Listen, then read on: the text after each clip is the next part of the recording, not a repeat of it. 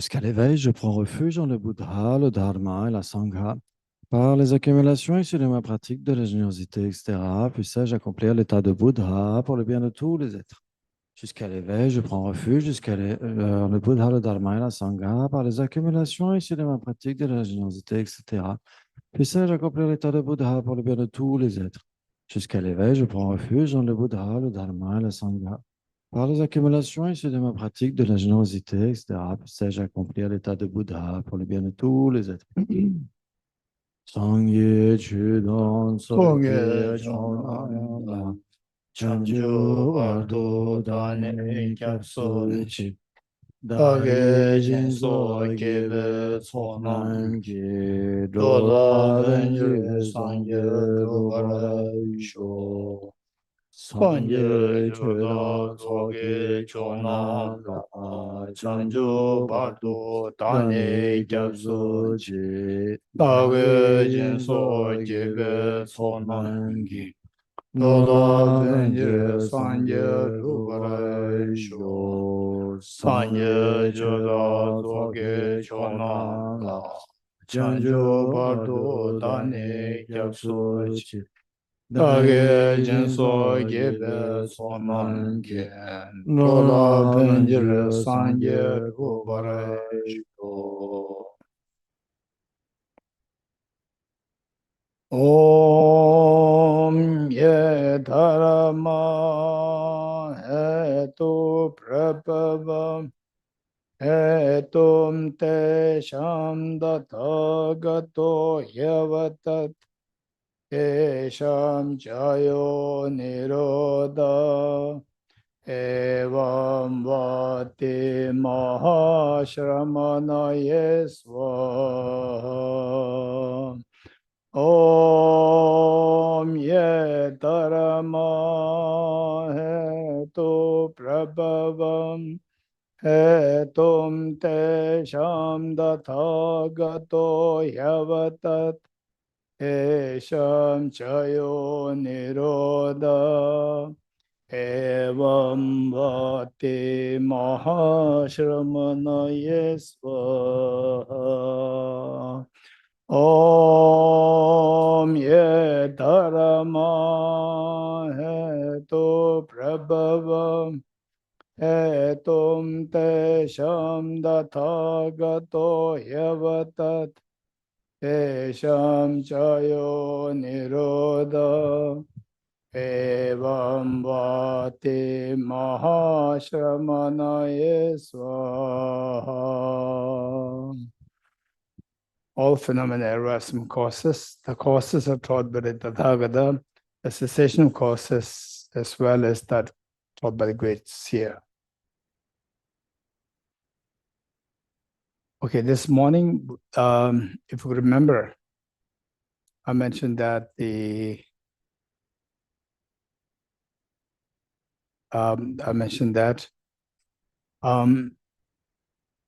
Shravakas and Pradikabuddhas, they don't have great compassion, they have immeasurable compassion.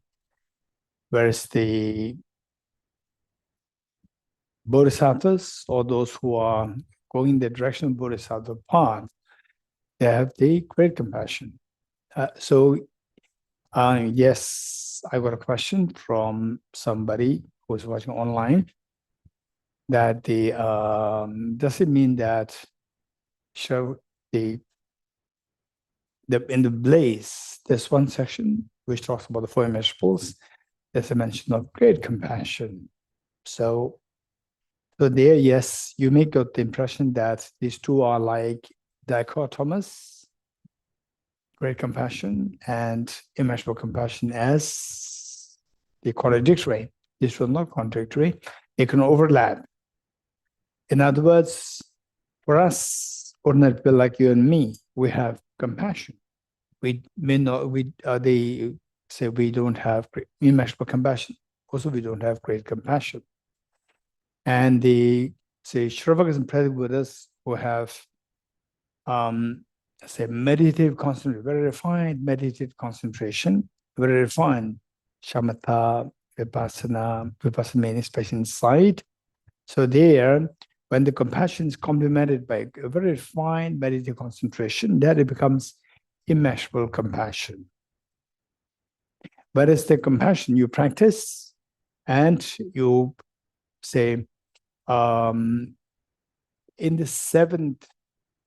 first method generating a bodhicitta by the sinful cause and effect method.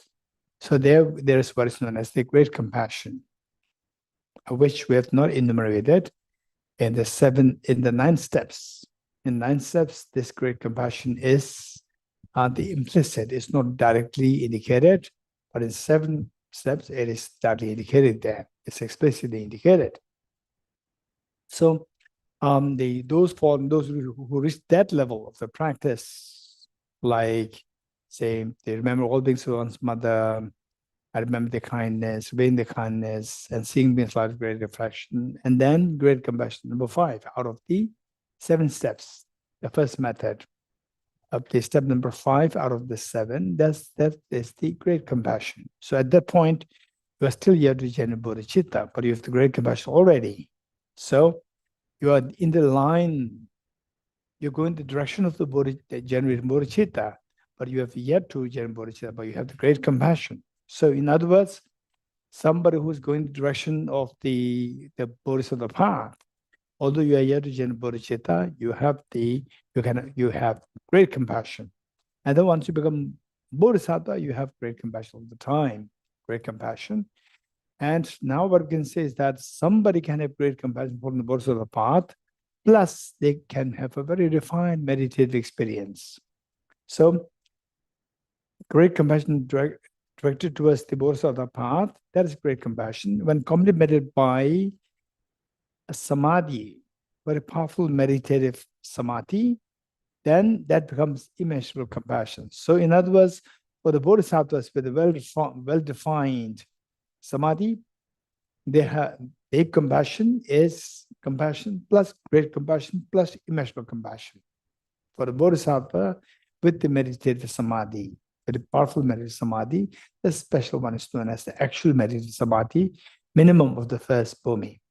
So their compassion becomes compassion.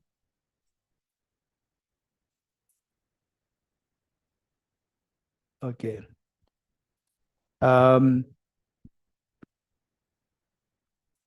final one? No? What's happened? Oh.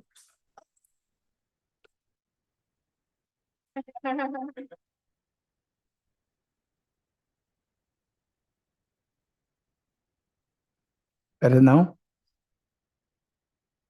Better? Little fan's fine? It's slow, okay? But I reduce the speed. Hey, Eric, it's fine? It affects?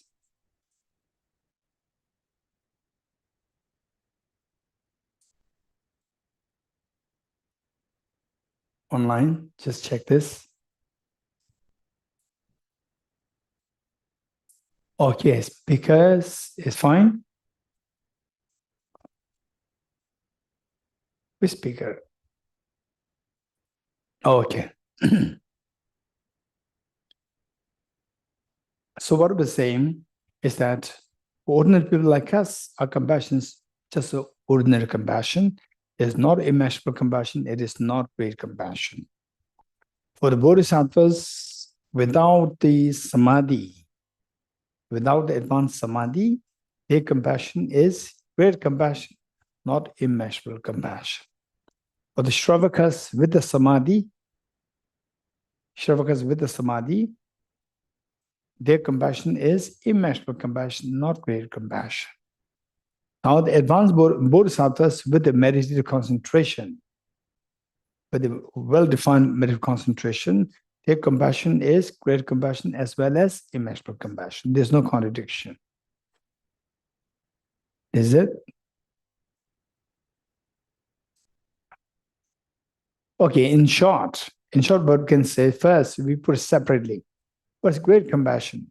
Great compassion is a compassion, minimum qualification of great compassion. Minimum qualification of the great compassion is the compassion which can drive you to take the responsibility for all the beings, which can drive you to take the responsibility for all the beings.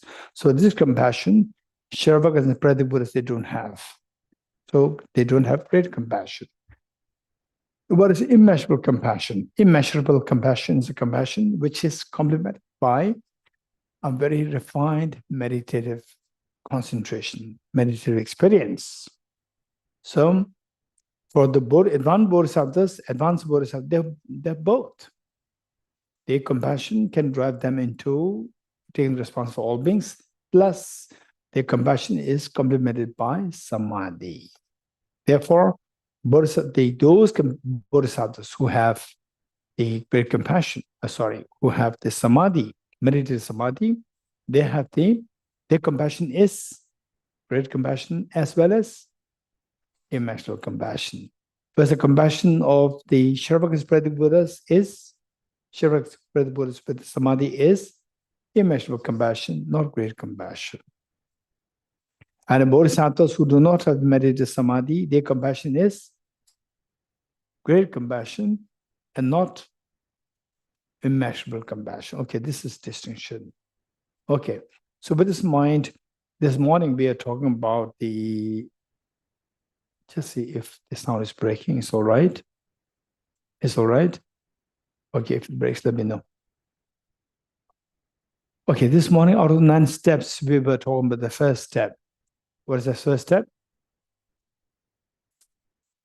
Equalizing self and others. Equalizing self and others. So there, we need to think of the solid reasons. Solid reasons and living examples. Living examples that you have seen, that you heard, that you read. The reason is that it's not that I'm more important than you. We are all same. You're all same. Same meaning, we are same in wanting happiness, not wanting suffering.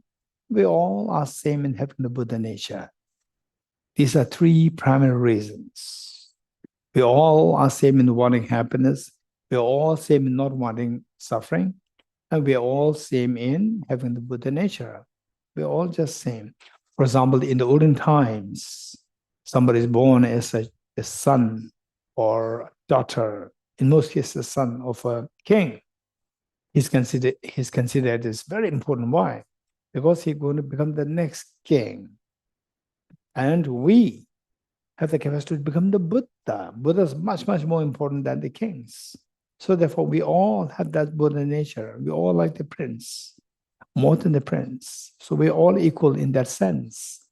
And also, His Holiness the Dalai Lama says this very strongly. Early when I was younger, in my 20s, when I saw that, I was feeling that, oh, His Holiness is making statements, big statements. And so this is where, in the monastery universities, so when you trained in logic, people can, they can become like, they can just go away from blind faith very easily. This is I would say in a way, it's the beauty of the logic. So His Holiness, at that was when I was doing the Madhyamika classes, say maybe I was in which year? 11th or 12th year of my studies. And His Holiness was giving a public address, public teaching. In those days, many days of teaching, very lucky days. By His Holiness, many days of teachings. And then one day, minimum 6-7 hours. Minimum 6-7 hours. And that will continue for like 10 days, 20 days like this. Okay, so some positions, philosophical positions, they're unique to Prasangika, which are not accepted by the religious schools. There were 2 young monks before me, 2 young monks. And what His Holiness was teaching was based on the Prasangika philosophy, which the younger ones in their studies, they did not study that. So they studied the opposite, something different, on low schools. So two monks, they were saying, His Holiness is wrong. Openly saying this. So look, so there's no room for blind faith. This training logic gives you this confidence. Okay, so His Holiness, now thinking back in time, is amazing. His Holiness's experience. So profound. Number one, His Holiness, and whenever he teaches, it's all coming from experience. But he would just not jump to say that, oh, it's my experience. He would say, particularly when I was about to complete my studies, when I was listening to His Holiness, anything which comes from his experience, His Holiness is trying to relate this with the textual source. Experience supported by textual source. This is amazing. If you share only your experience, at times it can be dangerous if not supported by textual source. Where this experience is taking you, we never know. So His Holiness always, and to set a good example for the scholars, that however smart you are, however experienced you are, you have to make sure that what you teach must accord with the sutras and the standard sources. So His Holiness is setting an example. Okay. So His Holiness, I remember His Holiness said that everyone has the right to be happy. Very strongly, His Holiness says this. And so now, if I ask the question to you, sometimes people, they say, as some of you said, that I actually heard it several times. People said that when I do good things, I feel happy. And it's not good. It's not good. When I do good things to others, and then they go to the extreme saying that I'm not really doing anything good. I benefit. I get the happiness when I do good things to others. I get and I feel sometimes guilty that I'm supposed to give happiness to others and I get the happiness. I said, there's nothing wrong with this. There's nothing wrong with this. In fact, this is incredibly precious. Why? This is win-win. Win-win. This is the best solution. Whereas another one is win and you lose. This is worst. You win and I lost. Okay. But many people cannot agree with this. You win and I lost. You win, long run, this is good.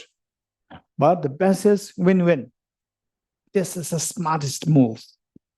So if you feel joy when you do something good to others, this is so precious. This will give you confidence that I should work harder to make others happy. So, okay, so let me not digress too much. Oh.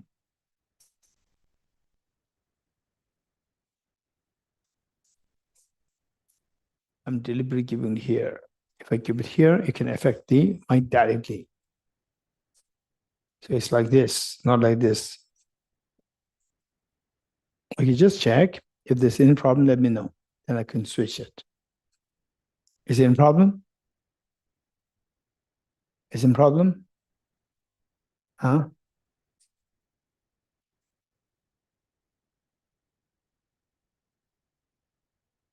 Is there a problem, Kim?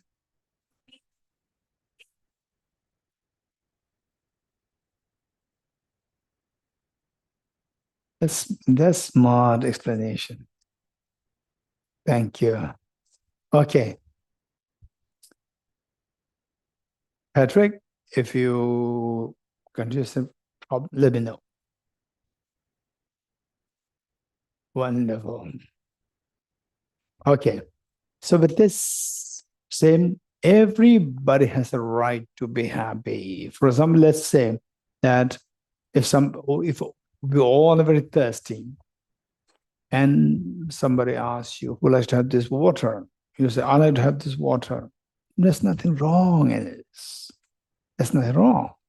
And why do you want this? What's the answer? Why do you want the water? What's the answer? Because I'm thirsty. What's the problem if you're thirsty? I don't want this pain. I have the right. In other words, what he's saying, I don't want the pain. which means I have the right not to have the pain.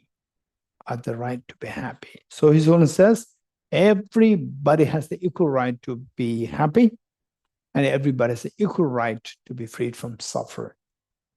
This is the reason, equalizing self and others. And on top of that, we all have the foundation to have the maximum happiness and zero suffering. For all of us, we have the Buddha nature. We're all same in that direction.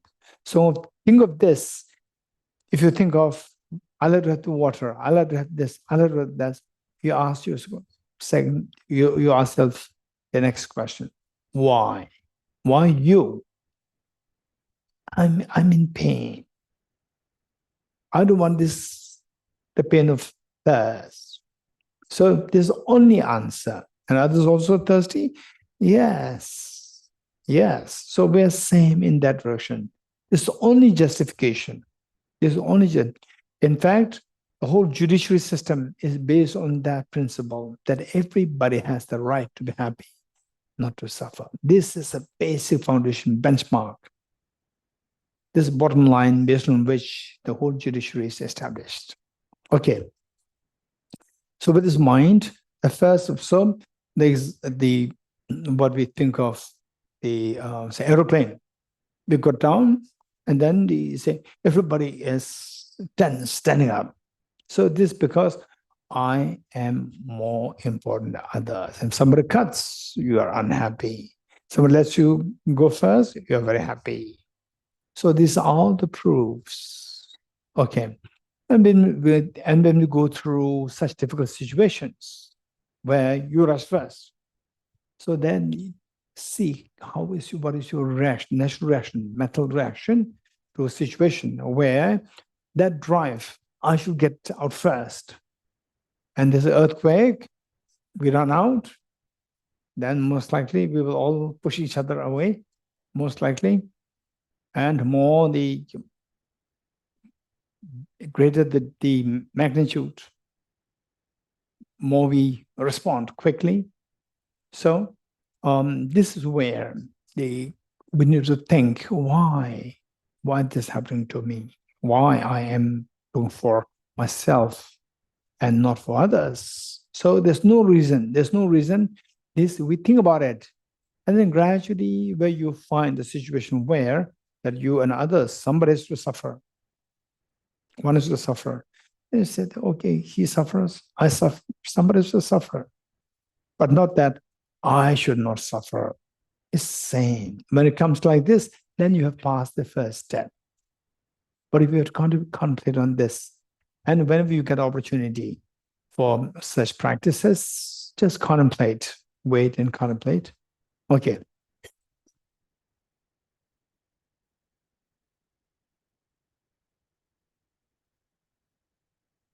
Okay. In fact, in the monastery, there's one monk. So he is one of the many people I saw who I really respect for his compassion, high level compassion, amazing. I truly, truly have a deep respect for his compassion. And I saw only few. He's one of them. Only few. High level compassion.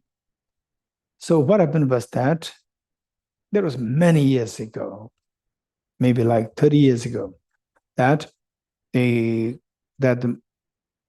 locality where the monastery was established, that locality went through drought. Whole village was going through all the crops died, and people all struggling. And then what? The thieves, number of the thieves blossom grows. So the case of what do call it? Stealing is increasing. Huh?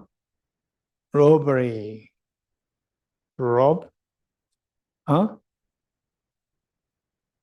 Burglary, robbery. Oh, yeah, robbery. Robbery, burglary is quite obvious. Okay. And not really obvious, like stealing, robbery. That is going to become increasing because of the the drought. And one day, this monk who was extremely kind and also very smart, intelligent. And one day, he was sleeping, and in those days, there was one particular blanket which was made in Korea. That's considered as a very nice blanket. So he had this blanket when he was sleeping, and the blanket was going down. And he pulled it up. What happened? He pulled it up. Again, slowly it was going down. He pulled it up. And then, what happened? A thief was from the window. He was pulling the blanket. He was pulling it up. So there was a tug of war between two of them. And finally, when the thief, he won. And the blanket was taken away. And some other monks saw that, and the monks, they caught the thief. And there was whole chaos. And he was inside the room, and he went out. And he saw the thief caught by the monks. And monks were saying, oh, we should report him to police and so forth. And this monk came. And this monk told the other monks, what happened? What happened? He knew what happened. He said, what happened? What happened? Everybody saying, he stole your blanket. Oh, whose blanket is that? He said, everybody says, your blanket. So it's my problem, not your problem. It's my problem. It's not your problem. Let him go. So this thief was sent back without any issue raised. And later, people heard that this thief was telling the other villagers, if you really want to steal something, don't steal from this monk. This monk is even more compassionate to us than the other monks, to the thief. He is more compassionate to the thief than to the others. Don't steal from him. So he's amazing. These are examples. You truly will feel that. Okay. So, and the also, I think it was which Ganden Tirmishan, I don't remember, 100 or 101. I think 99th. 99th, His Eminence Ganden Tirmishan. Current one is 103rd, 4th, 5th, 105th, current one. 99th one. He was, at that time he was not Ganden, his Eminence Ganden Tirmishan. He was just an extremely revered teacher. And that was back in 1960s when everybody, the Tibetans and the India just gained independence. Few years that India gained independence, and then giving shelter to the Tibetan refugees. So it was just very poor everywhere. And everybody has to struggle. The trains, when the train comes, everybody has the ticket, but then who get the seat? It's just whoever's a muscle will get the seat. And this teacher had some young monks as his attendants. And when train comes, everybody was rushing there, and then his attendants, they were young, they were muscles, they were pushing everybody and make the way to the teacher to get a seat.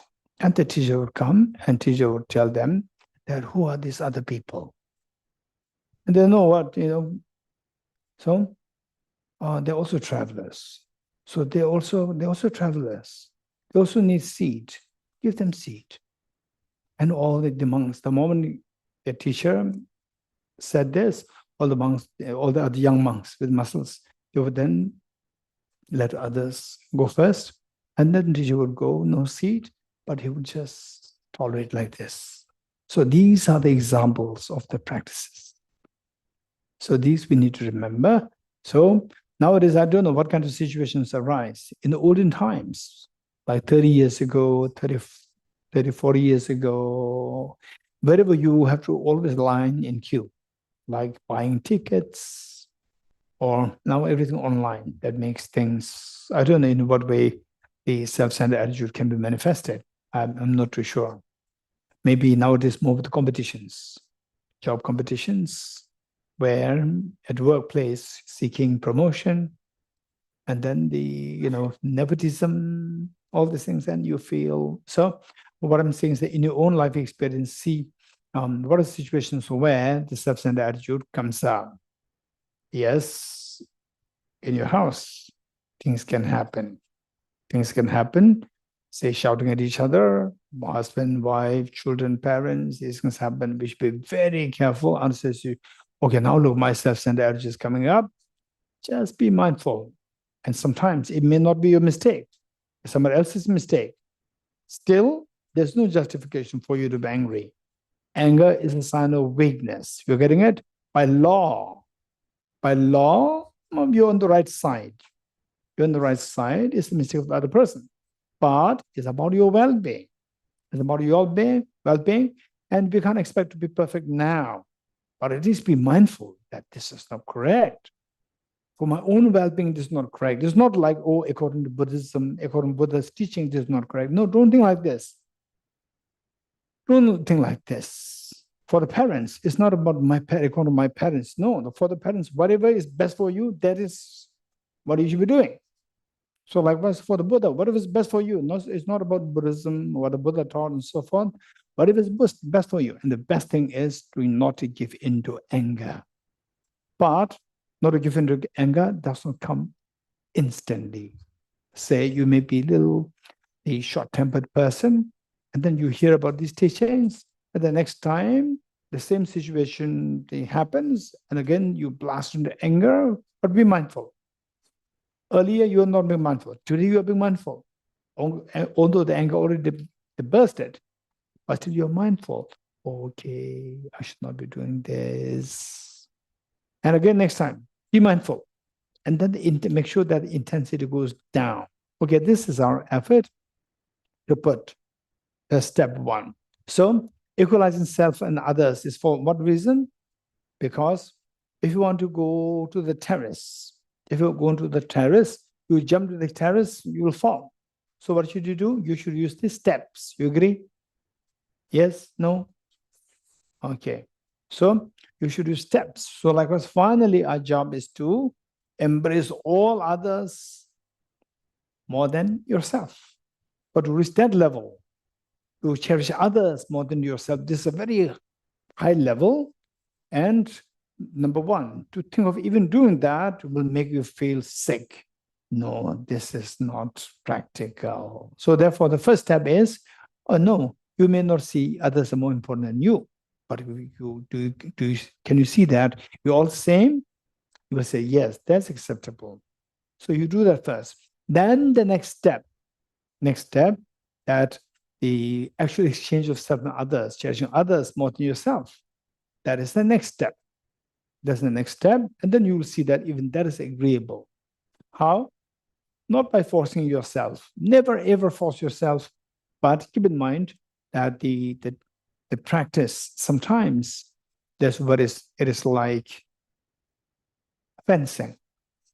Fencing is required. Fencing is required sometimes. And also once in a while, surgery is also required.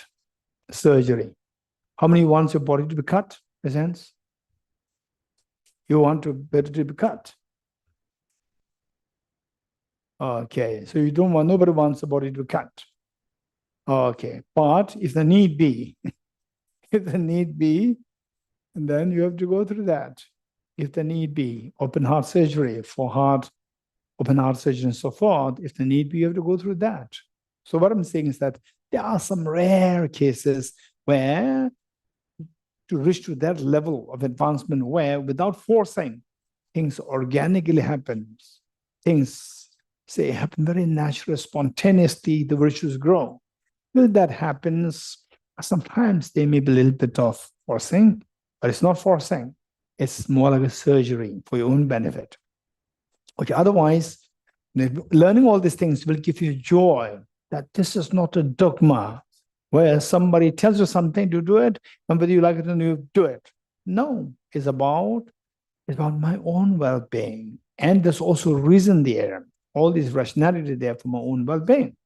So you take the first step of equalizing self and others, which you find is acceptable, and you see it is very meaningful, beneficial. Then you move to the second.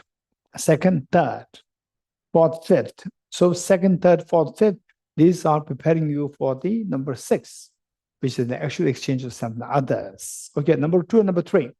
So now we see that our job is to think of becoming Buddha for the benefit of all sentient beings, for all sentient beings. For that matter, for the time being, what obstructs us from thinking of all beings is a selfishness. So we have to think of the demerits of selfishness, think of the merits of other cherishing, think of these two very strongly. Of course, naturally, if you succeed in the first practice, first step, then the tendency for you to succeed in step number 2 and 3 is more likely. But step number 2 and 3 is extremely important. Extremely important. And if you miss this step number 2, if you neglect step number 2 and 3, then the remaining steps will not have any power. So step number 2 and 3 is very important. Step number 2 is reflect on the demerits of cherishing oneself. Step number 3 reflect on the merits of cherishing others. So for that, we need to keep in mind that finally what we don't want is suffering. You agree? Not agree? What we don't want is suffering. What we want is happiness. But if we don't want suffering, what we want happiness, these are the results of the causes. And amongst the causes, one which play a very, very strong role is self-centered attitude or compassion. When the actions are driven by self-centered attitude, it will only create causes for miseries. For example, knife. Knife is harmful or helpful? Knife is harmful or helpful? Huh? Knife. To cut the bread, knife is harmful or helpful? Useful or harmful? Okay, knife per se is neutral. Knife per se, you keep it there, it will not do anything. But how you use, like was self-grasping ignorance. Self-grasping ignorance is like the knife. It's like the knife. So just by having self-grasping ignorance, involuntary pull and push does not happen. Self-grasping ignorance it simply steals your freedom, that's it. It simply steals your freedom. In the prison, then prisoners fight. You agree? You know that? In the prison, the prisoners fight amongst themselves. Some prisoners, they're in favor of each other. Some they fight. So within prison, they're all in prison. So being in prison is a self-grasping ignorance. With the self-grasping ignorance, then involuntary pull and push inside. That is determined by the self-centered attitude. That determines all the destructive karmas. All the known virtues karmas are created when self-centered, self-grasping ignorance is injected by the self-centered attitude. Then it erupts into the knife when driven by selfishness. Then it can be used for killing others. So self-centered attitude is the one which makes the self-grasping ignorance to erupt into inappropriate attention. Then the afflictions such as anger, attachment, so forth. Self-centered attitude. This is so vicious, so vicious. So the miseries which we don't want is all created by the self-grasping is there. Self-centered attitude is one which actually makes it the full form. So, and the happiness that we seek, even they say mundane happiness, is because of the virtues, result of virtues. And self-centered attitude forbids you from practicing virtues. It stops you from practicing virtues. So only compassion, sense of concern for others, that makes you act in the virtuous way, that will result into happiness. So in fact, self-centered attitude is one which destroys all your happiness and which attracts all the miseries. This is reality. So whenever we go through pains, whenever we go through any kind of pains, say uneasiness, disturbance, stress, or mental sorrow, anguish, whatever pain that we go through, it is because of the causes. Dharma hetu prabhava, the causes. Within the causes, there are two primary causes. One is self-grasping ignorance, it should be there, and then that is being boosted by self-centered attitude. So that sometimes we know our problems are self-created. You know that? Our problems are self-created. Self-created. Self-made. So, okay. I'll just quickly share with you one incident, and you tell me what you do. If you are the person to help, what should you do? You have to advise me. I do not have the answer. I was trapped in that situation. It's not a story, it's a reality. It happened. You have to advise me. What advice would you give? Ready? Laura, ready? Yes. Think of the advice. Okay. How many think you can have advice? Oh, Geshe-la, you should have dealt with like this. Right? Okay. So what happened was that there was some lady and her two children. Okay. To protect the privacy, I'll not mention the place, person, and so forth. Just the raw information. Then lady had difficulty with the husband. Husband drinking and beating, physical beating. And the lady did not have any, it's just a housemaker with the two children. And the two children also suffering terribly because of the father. Then the lady left with the two children, went to her father, and the father's job is to send daughter to marriage, done. And the father's not keen to accept her. And went to her sister, and the sister said, oh, now I'm separate, you're separate. We're two families. You can stay for 2 days, 3 days is fine. But you cannot stay for too long because we'll be in problem from your husband. Then, where to go? Nowhere to go. Has to spend money. 2 children, herself, spend money, house. If go out, then you have to pay the rent, food, travels. For 3, it's going to be expensive. Finally, I can know about this.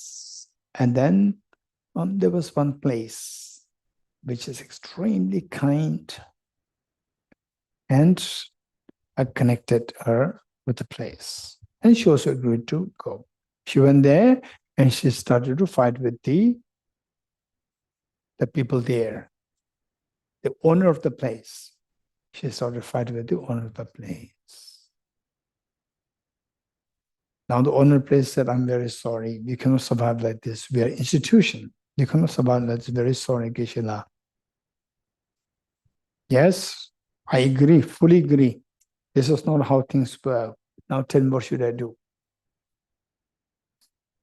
And the lady applied for a job. She's not getting a job. But has to survive. How? Tell me, what solution?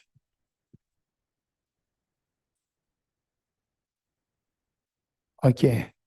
Anyone? Jane? Okay. Okay, so what I'm saying is that now look, if, say, from these solutions, going to the father, going to sister, looking for a job, not getting a job, and going to this place, of these, if something is saying that which do you think actually is most doable or which is most workable? Which one? To the institute. institution, very welcoming, very welcoming. But she was fighting with them, and they're so good people fighting. So, what is this problem? Self-created problem. Self-created problem. You getting it? It's a self-created problem.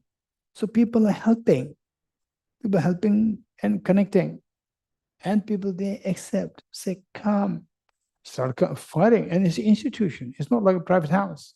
It's a private house. When you fight, it's fine. But it's an institution. You are destroying the whole the system of the institution, fighting with the boss. So this is known as the self-created problem. Why self-created? This self-centered attitude is coming on the surface, is on an intense form. So therefore you are destroyed. You are drowned into miseries because of the self-centered attitude. But it's not just this lady. We all have our own problems. Whenever there's a problem, at the root is a self-centered attitude. You're getting it? So therefore, the thing is that, okay, how many of us, we can have a problem tomorrow, day after tomorrow, 1 year later, 5 years later, raise hands. How many we can have problems? We never know, right? Okay, who's responsible for these problems? Self-grasping, ignorance, the karma, contaminated karma. Who accumulated the karma? You. What made you accumulate karma? Self-grasping, ignorance, self-centered attitude. So therefore, look, self-grasping and self-centered attitude, they are so vicious in ways that all the problems that we go through, initial cause is self-grasping, ignorance, self-centered attitude. They shot the arrow, and the arrows are invisible arrows. Invisible arrows, they can hit you anytime. You agree? They can hit us anytime, these arrows. And then, say, the next day, you just fall from one step, and you have say, your leg broken, your ankle broken. And these things can happen to anybody. So, but we don't see when is it happening, because the arrow is not visible.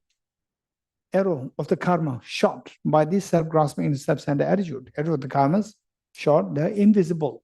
But how many arrows are there? I'll show you. How many arrows are there?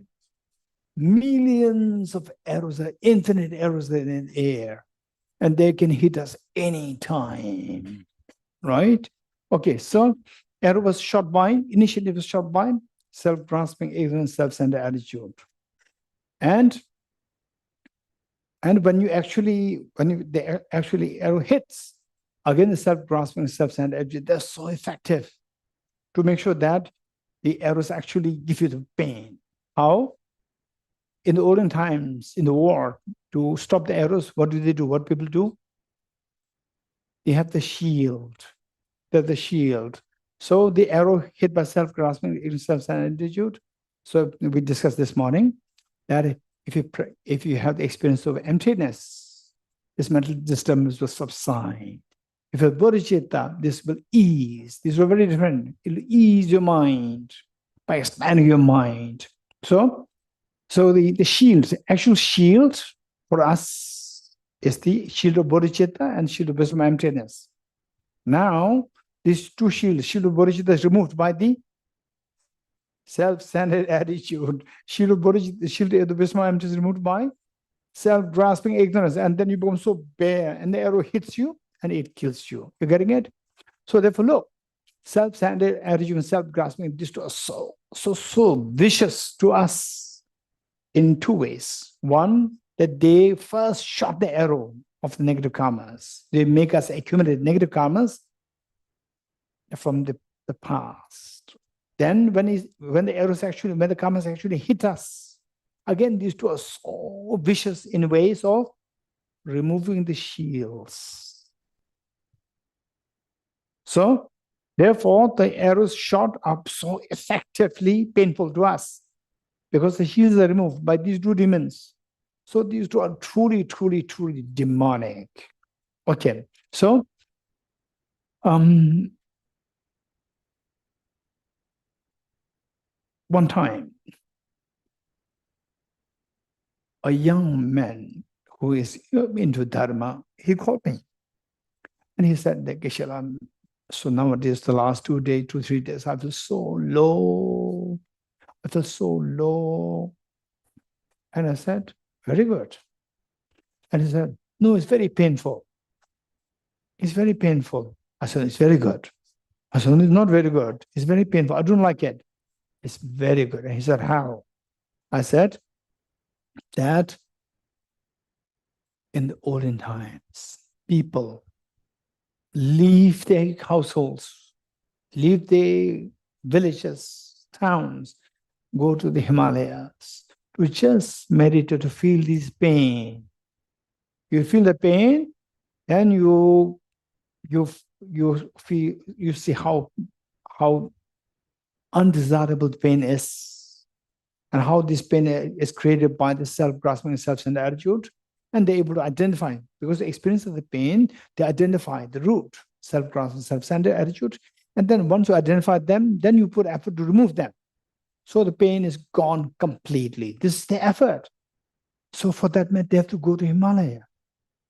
They have to leave everything to meditate. And you, without doing any meditation, you feel it. It's so precious. It's so good. Okay.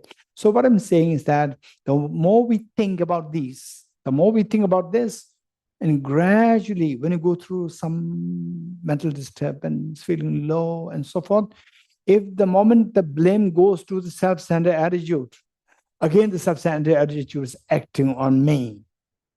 Shot the arrow, and now remove the shield that I'm made to feel this pain.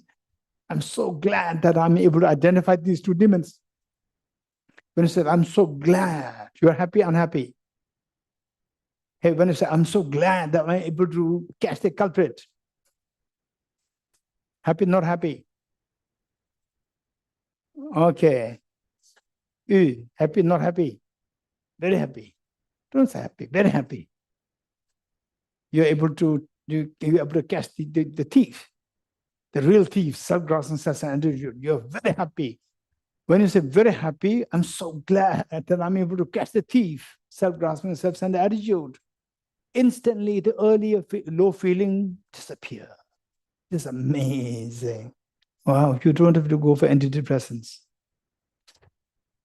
The moment you realize that, so I'm so happy that I'm able to catch this self-grasping, self-centered attitude, responsible for this pain, I'm very happy.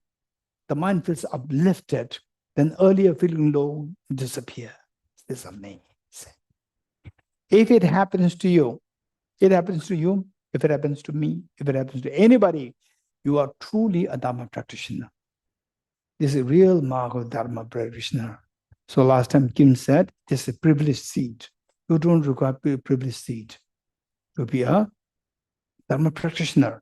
You are a real Dharma practitioner, whether you're monks, nuns, layperson, or high, low, Geshe, Kempo, whatever. It doesn't matter, ordinary person.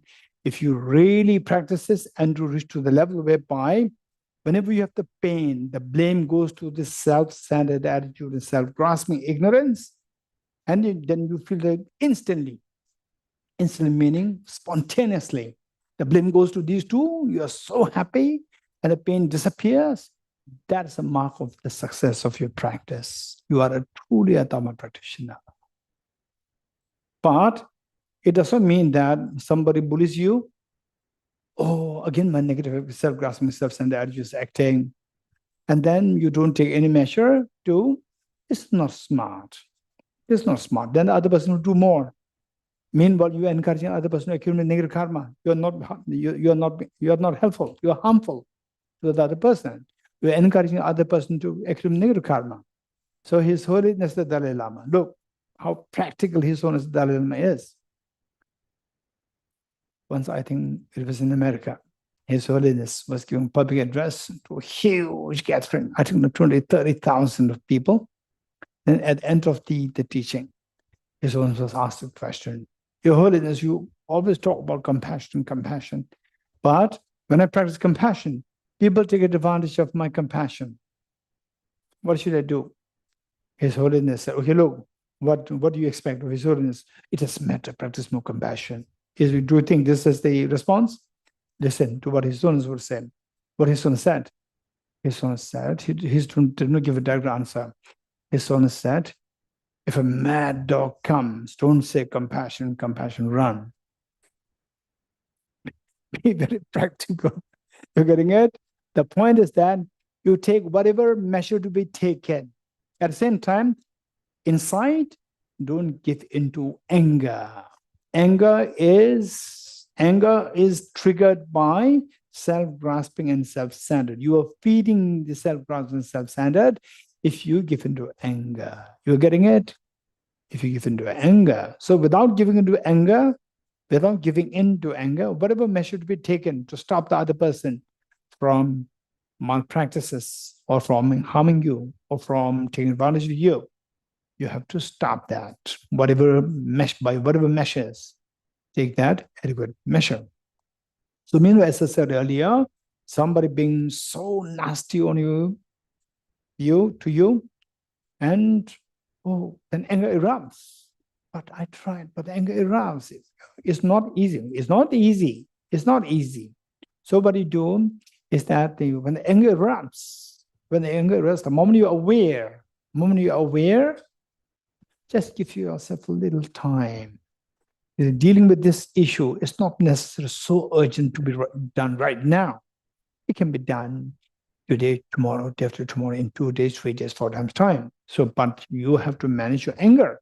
So go to your room. Anger already erupted, go to your room. So the first thing, you may have said something so nasty to the other person also. So what have you done? But the moment you are aware that, okay, look, now I'm in the rage of anger, this is not correct. The moment you're aware, just give yourself a few seconds. Say that, I would not say anything good to the other person, but I would not say bad thing to the other person also. What is said, said. Okay, now you go to your room and sit down and take a deep breath.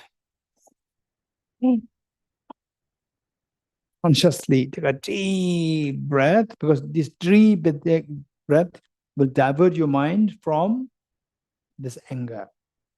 After a deep breath for like 10 times or 21 times, then do a little bit of shamatha meditation, maybe like 10 cycles, breathing cycles, 20 cycles. And then you think about the demerits. Okay, now self-centered, self-grasping, these two acting on me is so bad. Somehow, as long as I give into these two, these situations will never stop. These situations will never stop. It's all because of, for me, for example, mad elephant comes. I cannot control it. I don't have the power to control it, but the Buddha has the power to control it. The Buddha, when the Buddha, Devadat, the cousin, he deliberately sent a mad elephant against the Buddha while the Buddha was giving teachings to his disciples. Oh, the monk, they started free, they just flew everywhere. And the Buddha said, stop, don't run. And the Buddha straight over went to the elephant. And the Buddha calmed on the elephant surrendered. So why this elephant surrendered, this crazy elephant, mad elephant surrendered to Buddha? Because even this elephant could feel the power of compassion, the power of compassion of the Buddha. He could feel that. So we also have this capacity for the power of compassion. Why not? That compassion suppressed by the selfishness. That is a demon. Any force which makes you not shine, that is demon. Any force which makes you not shine, which makes you not be happy, that is a demon. So what makes you not have this privilege of calming the elephant down? Letting the elephant calm down, surrender. Why can't we do that? We have the potential. Why can't we do that? Because that potential is suppressed by a demon. What is that demon? Self-centered attitude. So think like this, think more. Gradually this practice will become reality in you. In reality. Whenever these problems happen to you, instantly blame goes to against self-centered attitude. The moment you identify, wow, against self-centered attitude, it is actually on me. The moment you discover that, wow, it's so And then some people are jealous of you, or some people nasty of you, and then you see that situation arising within you, then you are discover again the self-centered attitude is acting on me.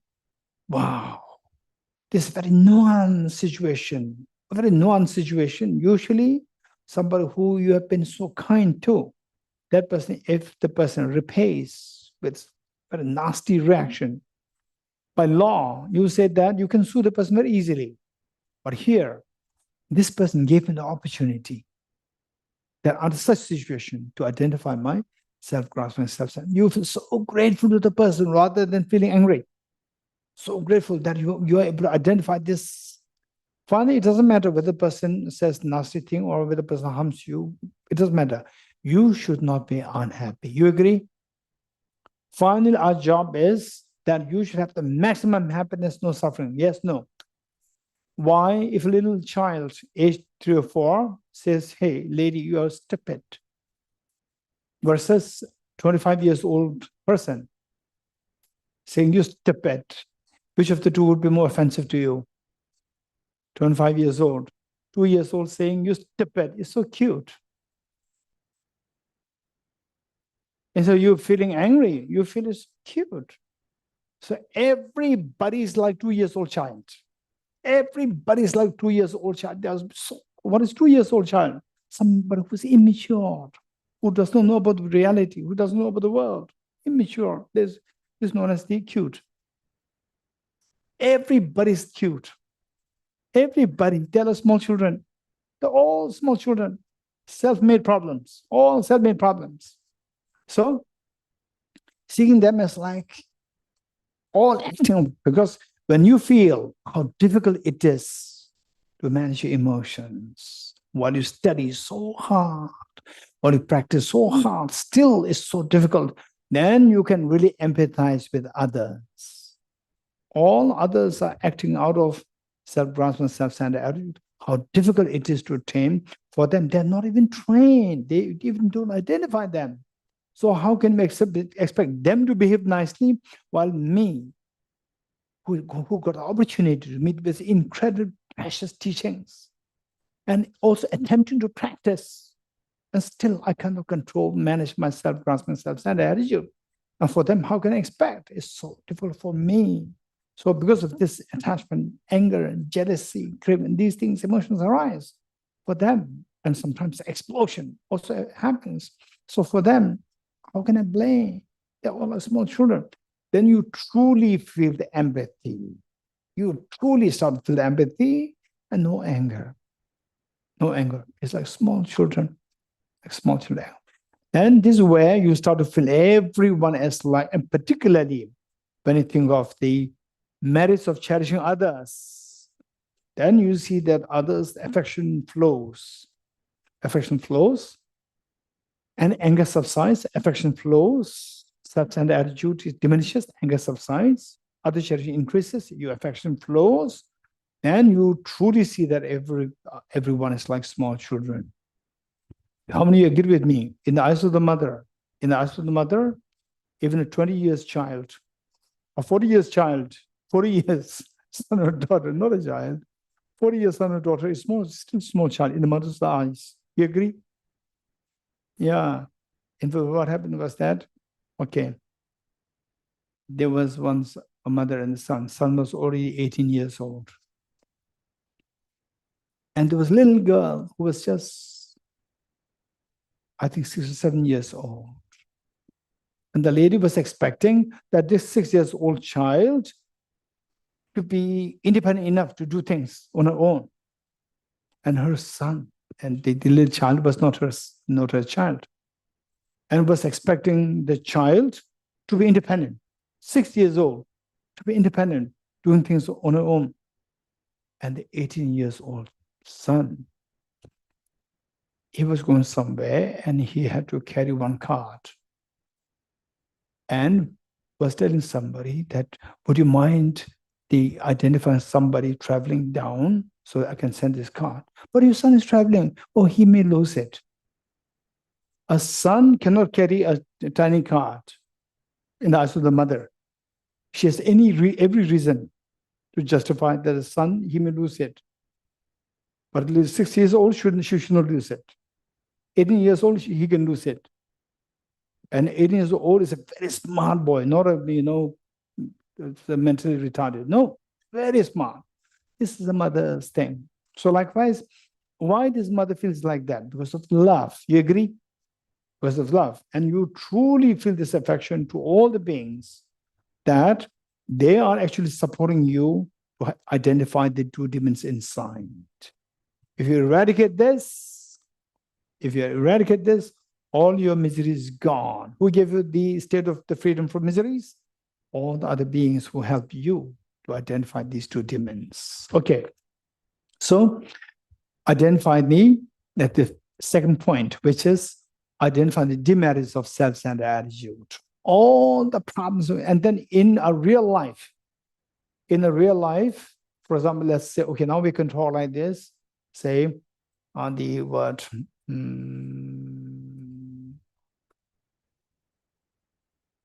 Hitler, how he died, suicide, shot himself. So shooting oneself is the last thing to do. It's the last. You treasure, your life is so precious, and you destroy your own life. And why he was fighting? Millions of people put to suffering because I am important. And you're considering you're more important than millions of the people. Finally, you destroy your own life. What made you do that? All because of self-centered attitude. You agree? You agree? So you just think of all this. You look at through the history. Look at through the celebrities. Celebrities' life, they look so glamorous.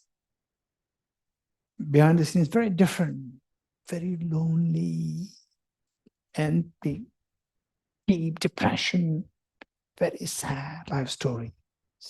So, from your own experience, and don't see that, oh, this is, what's the point of you? What's the point of being a celebrity? What's the point of this? With your own experience, how difficult it is, how the self-centered attitude is actually torturing us. Not being able to, even after knowing these things, to manage it, this is very difficult. When you see that, then you can empathize with others. How, number one, how others are suffering because of self-centered attitude. How difficult it is to tame the self-centered attitude. When you realize this, you can truly empathize with others. Okay, so this is where we think of all the demerits of cherishing oneself. And cherishing oneself, this is the root to accumulate all negative karmas. They show the arrows of negative karmas, millions of arrows are flying in the air, millions. And if somebody shoots an arrow to you from distance, you see that, will you be happy with that person? Not. We're not happy, but millions are flying in the air. Who shot it? Self-centered attitude. So would you feel happy with self-centered? We don't think about this. So therefore, we feel it's very normal. It's not normal. If you think more about these, then you feel so aversion to self-centered attitude. Then, on top of that, with the practice of compassion with these steps, and gradually you reach to a level whereby you feel little compassion, or your mind feels calm. You feel that? When the compassion is no more there, mind feels agitated. Compassion comes, mind feels calmness. Then you see the agitation is brought by the opposite of compassion. What's the opposite of compassion? Self-centered attitude. It becomes so obvious. Then we see that all problems are because of the self-centered attitude. Self-centered attitude. Okay. So with this, Bodhisattva Shantideva, in his text, Guide to the Bodhisattva's Way of Life, and in fact, this text, Guide to the Bodhisattva's Way of Life, we must keep that as, for example, for the Christians, for the Jews, they have the Bible. Keep that as a Bible next to on your table, not on the shelf. On the table, shelf will not come down. Keep table where close by, you can reach out very easily. Read like 1 or 2 passages every day. Make sure that you understand the meaning.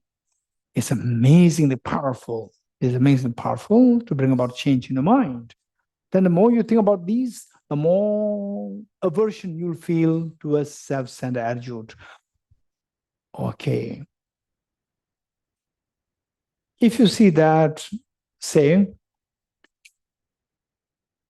if you see, okay, here in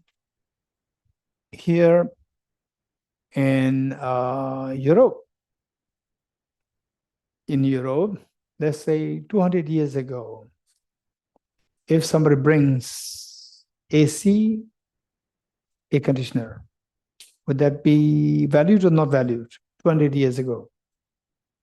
Valued or not valued? Hey, Europeans, French should be Europeans. They're not valued. That's not value. Now, today, you value because now the heat waves start to come. Okay. So today, would you value the air purifier? Air purifier?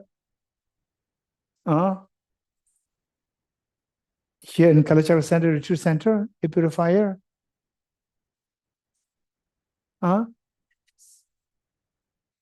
What is air purifier? Well, do you have how many? 10? Do you have 10 air purifier here? 10 air purifier. How many? This is what I'm saying, which means you're not valuing. You don't know about it. So you don't know what is air purifier. You don't know what is air purifier. So you don't value it because you don't need it. You don't value it. Even if somebody gives you air purifier, you said that, what is this for? Is this for the heat wave? No, it's purified air. I don't require purified. It's already clean. You're not valued. When will you value? When you move to Delhi. Then you will value the air purifier. You will value the air purifier. You're getting it? Okay, how many you will value the back support? Back support. How many you value the back support? Hey, now you're using this back support? Back. Are you using it? You don't have it. But Venerable will value it. She values it. You're getting it? Kim values it. But those who are sitting on the floor, you don't value it because you don't need it. Only in Delhi, then the air purifier is highly, highly, highly valuable. It costs you huge price, still you pay.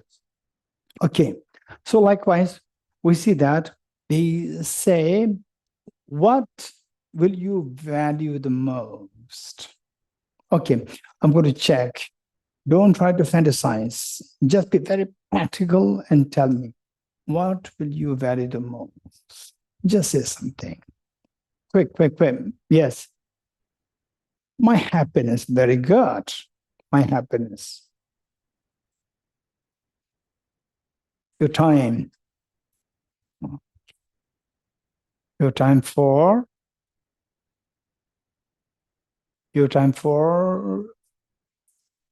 good. Your time for doing things happening, very good. Okay, Klimo. My precious life. For what? You cannot keep it. It keeps aging. This is what I'm saying. Your precious human life, you cannot keep it as young as you are now. It keeps, so what? But it keeps degenerating. So what should we do? Why Dharma? Happiness, very good. Very good. Anyone else? Here. My moment of peace, again, happiness. Anyone else? Okay, Eric. Happiness, my children. Why your children? That makes me happy. Very good. Okay. Yeah, just speak. Okay.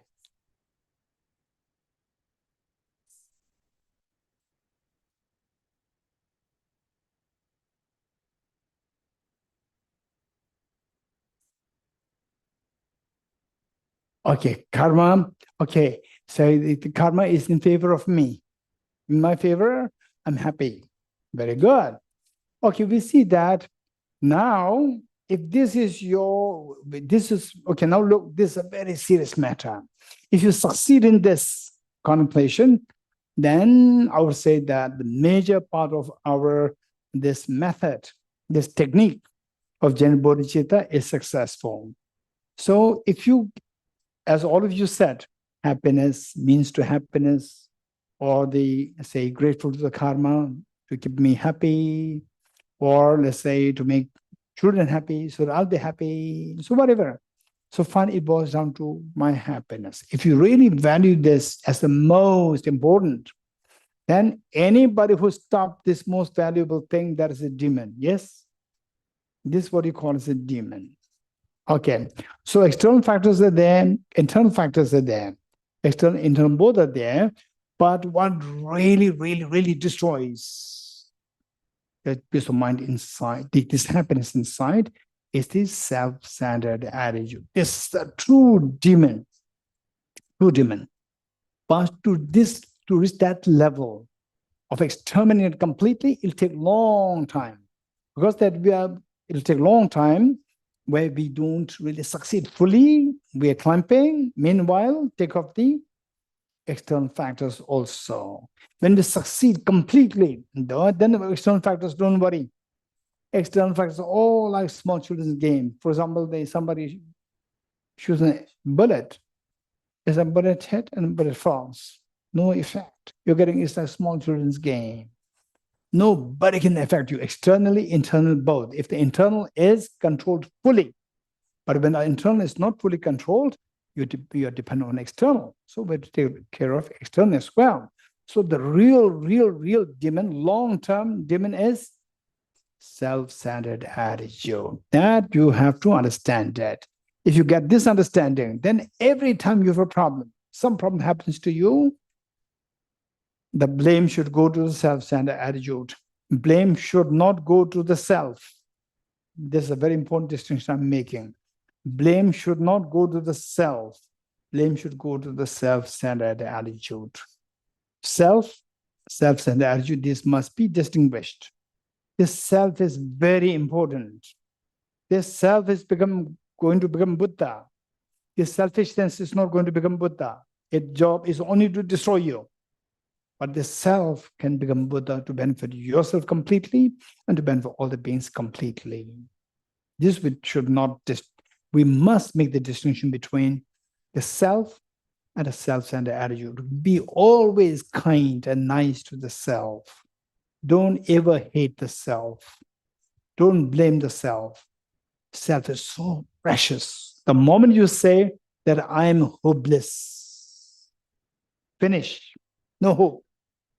This is the greatest of the failure. Nobody can fail you. Nobody can fail you. So English expression goes, one man can take the horse to the river. Hey, huh? I'll teach it to drink. This is a young boy. Anyone? Laura? No, it's a young girl. Okay, Professor William. One man can take the horse to the river, but 20 men cannot make it drink. But 20 men cannot make it drink. You're getting it? Nobody can fail you. Only one man can fail you. Who? That's you. You can fail you. How? When you say that I'm failure. I'm the hopeless. I'm the worst person. Finish. Nobody can help you. But nobody can fail you. Nobody can fail you. Only you can fail you. So, therefore, if nobody can fail you, why should you fail yourself? If somebody says you're a failure, are you happy, not happy? You're very unhappy. And this is exactly what you do to yourself when you say that I'm hopeless. So, never ever hate yourself. This is so important message. Never ever hate yourself. If ever you want to hate somebody, hate, self-centered attitude. Destroy this, and you will become a star. You will become a star. Destroy the self-centered attitude, you become a star. Look at his holiness. Millions, billions love him, all because he destroyed his selfishness. Just destroy this, and you become the star. Right? So, this is where the more we think about this, and gradually we will distinguish between the self and the self-centered attitude. The self is so important. Self-centered attitude is a demon. This is the one which destroys the one which I cherish the most. What is that thing which I cherish the most? My own happiness. My happiness, whosoever destroys this is my worst enemy. Who's that? Self. And nobody can destroy your happiness. Nobody can destroy your happiness. External factors are there. But if you manage if you don't give into the internal factors, external factors cannot do anything. The example that I gave you is the extreme example that I gave you is the mad elephant, which Devadatta sent towards the Buddha. This is worst of you can think of the worst of the external factors. And yet the Buddha just, and people, the respect for the Buddha increases even more to see that his compassion tamed the crazy elephant. His respect increases even more with external factors.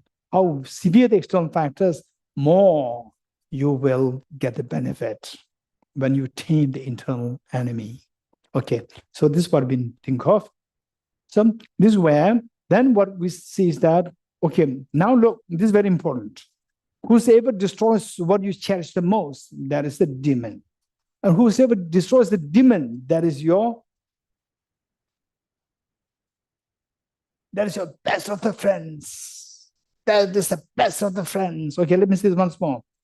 Whosoever destroys what you cherish the most, that is the demon, worst of the demon, that is self-centered attitude. And whosoever destroys this demon is the best of the friends, that is the other cherishing mind.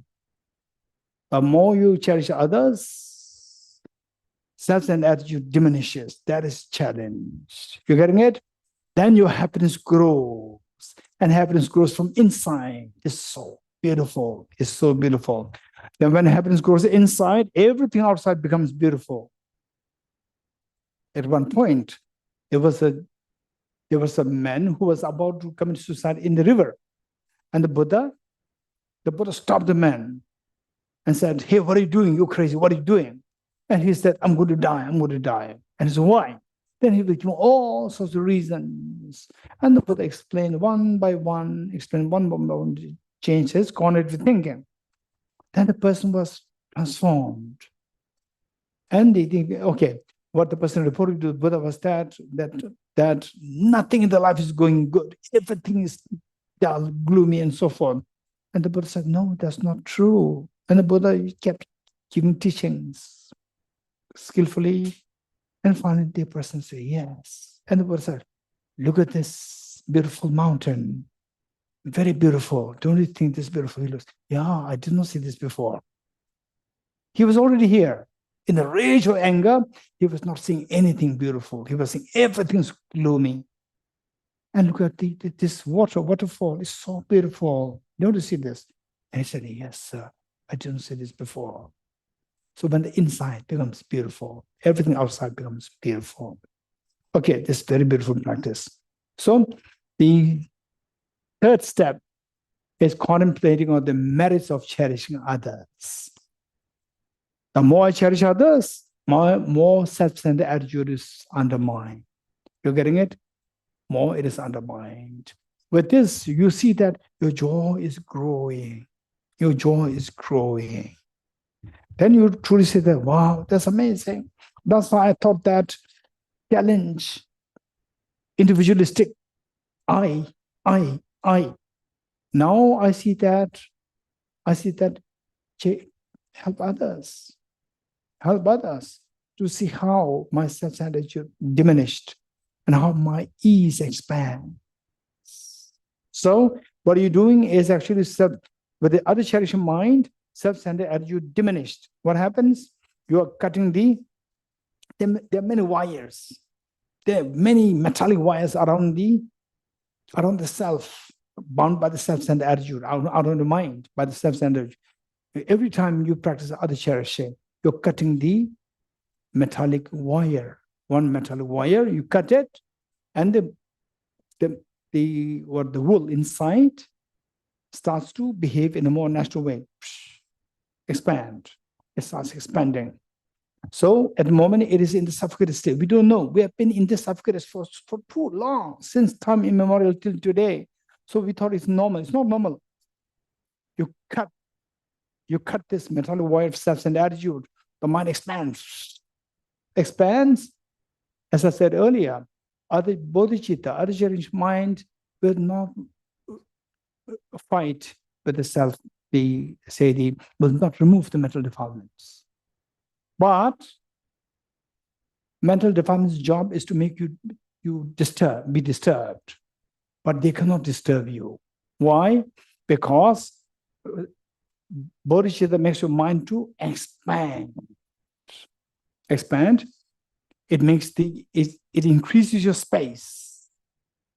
That, for example, if ink, one drop of ink I put in this clean water, what will happen? It will stain the whole water. You're getting it?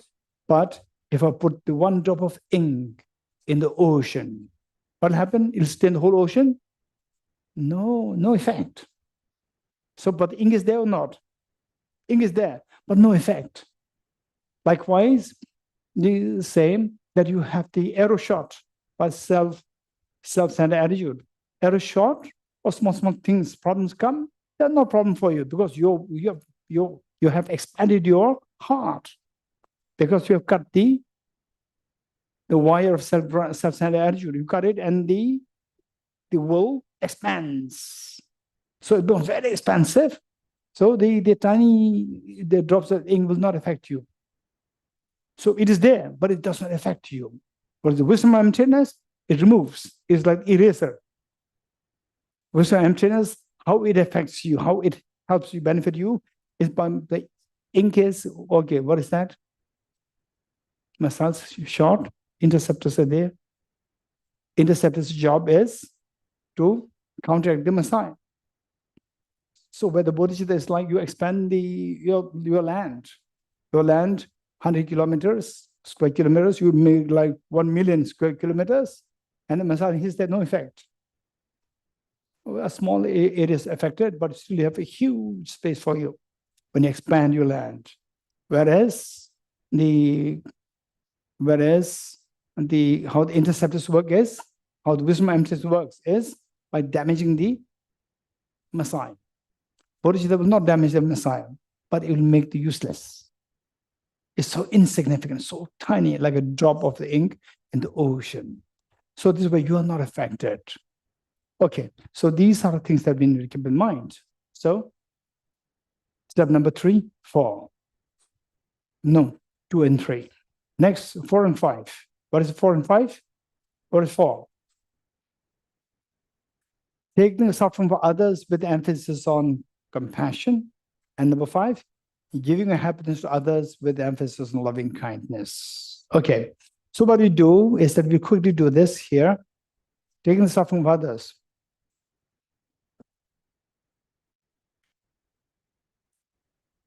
How many kinds of suffering are there? 3 kinds of suffering.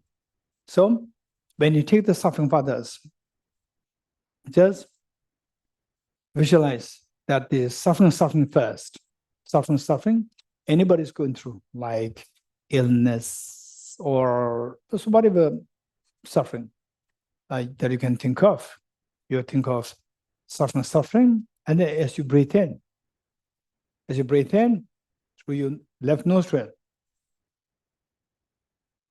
as you breathe in, do you imagine that all the pain, suffering of the other beings, they go in the form of extremely dirty water, dirty, what is that? The acidic, very dirty, acidic water gushing through your left nostril and get to your heart. And imagine at heart, your self-centered attitude and self-grasping, this were just What is the word? Chilling out. Right? At the heart? Yes? No, not eliminate. They're chilling out. They're chilling, enjoying. Self-centered attitude, self-grasping. These two are stay in your heart and just chill out. You know what is chill out? French.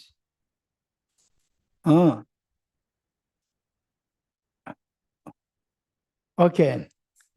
So, yeah, relaxing. Yeah. In fact, I learned this, Professor William, I learned this word chill out from a 13 years old girl. When in Thailand, say me, my friend, and his little daughter, who was 13 years old, we were traveling with another teacher to different places for gift talks. And in the evenings, we came back. And then this little girl said, Geshe-la, now you go to your room and chill out. I said, what is chill out? I learned it from her. I was already in my 40s and she was just 13. She taught me this word, chill out. Okay, what is chill out? In French. No, in French. Relax. Oh, yeah, relax. Yeah. So, self-centered attitude, self-grasping, ignorance. These two are relaxing, enjoying, having fun. At your heart, all these innumerable times. And then because of you taking the suffering with the very dirty, acidic, corrosive, dirty water gushing through your left nostril and rushing through your heart. And suddenly these dirty water, acidic water attacks the self-centered attitude. It attacks the self. You have to visualize that. Self-centered attitude, which was all these innumerable times, was just enjoying, chilling out, and relaxing. And then suddenly this attacked. And imagine even your biological heart, even that's also be consumed by this acidic heart, you may feel like if that happens, your self-centered attitude is attacked. So then you visualize that it goes down through your feet, underground. Again, you take the stuff from others, but the same, you can take it like 3 times. Okay, ready? We'll do it together. Step number 4, taking the suffering of others with emphasis on compassion. First, suffering. Okay, let's say you think of one suffering which others are going through, suffering which is quite painful, like illness, or like in the KFC, but the poor chickens, they're going to be slaughtered. Just think of all these pains. Just pick up a very specific one, and then you can keep changing it every time you do this practice. So as you breathe in, you breathe like this. And then as you're about to breathe out, imagine that it reaches at the heart and then attacking the self-centered attitude and also your biological heart, consuming them. Just like in the acid, if you put the bones are dissolved. Like this, they're being attacked, dissolved, and then they go, as you breathe out, they go down through the feet, through the ground. Again, you do like 3 times. Ready?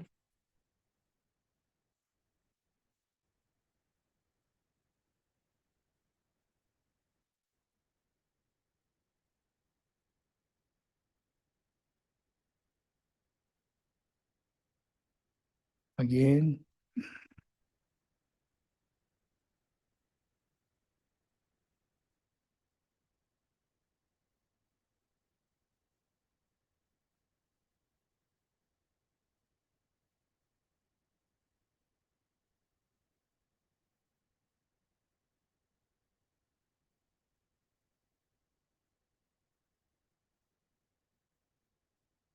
Okay, next, suffering change in the form of bait. The pleasurable experiences to deceive us as a bait which traps the beings, which deceives the beings to continue to suffer in samsara. You take them in the form of, again, the same black soot, like water, dirty, corrosive acid water gushing through the left nostril, and the same process. 3 times. Ready?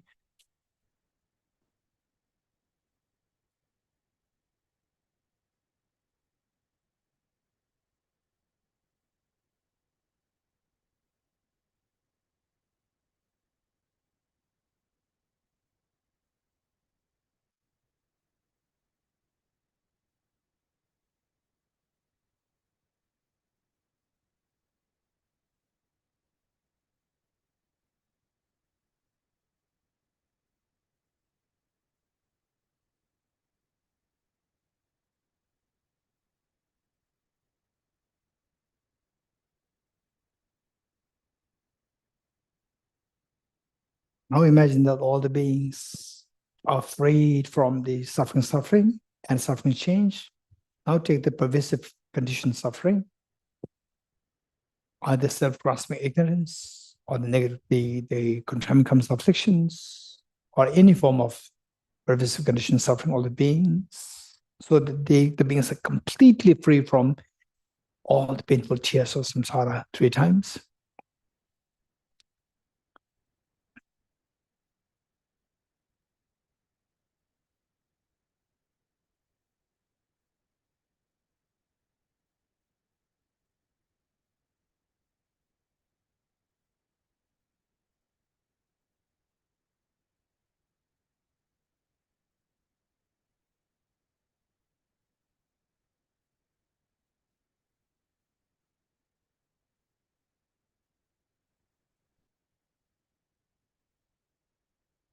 Now imagine that all the beings are freed from all the afflictive obscurations. They are freed of all the painful tears of samsara altogether. And feel the joy over your being very successful in making your all the dear mother sentient beings, that they be freed of all the suffering and cause of suffering. Next, giving a happiness, number 5. Giving a happiness to others with emphasis on loving kindness. Okay, so before we do the practice, listen to me. Giving in Buddhist teachings, you find what is known as the perfection of generosity, giving. And generosity, there are 4 kinds. And of course, giving, there are so many kinds of giving, classification of giving or generosity. But what are you doing here? And it's not that if some other teachers or some other books, they explain something different from what we're doing here, they're wrong, we are right, it's not like this. All are correct. You can actually use all these techniques. If they're too much, then you can do some now, some later. So this is what you can alternate down. As long as they are helpful to you, you can do that. You can use that. Giving therefore, okay, for generosities. Generosity of material resources, number 1. Generosity of material resources, number 1. Number 2, generosity of affection. Number 2, generosity of affection. Number 3, generosity of protection. Number 3. Number 1, generosity of material resources. Number 2, generosity of affection. Number 3, generosity of protection. And finally, generosity of the dharma. Okay, generosity of material resources, generosity of affection, generosity of protection, generosity of dharma. Okay, second, generosity of the affection, people know called generous loving kindness. It's fine, it's just a matter of 2 words. Okay, the first, generosity of the material resources. Just imagine that the material resources, they are the results of your virtues.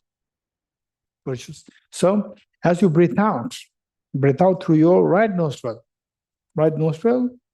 and breathe out the nectars and white lights, which are actually the manifestation of the virtues and the wealth that you have, material resource that you have, and the corresponding virtues, which will otherwise result into this material wealth. They just go out in the form of nectars, very soothing lights, white lights through your right nostril as you breathe out. The mere touch with the beings,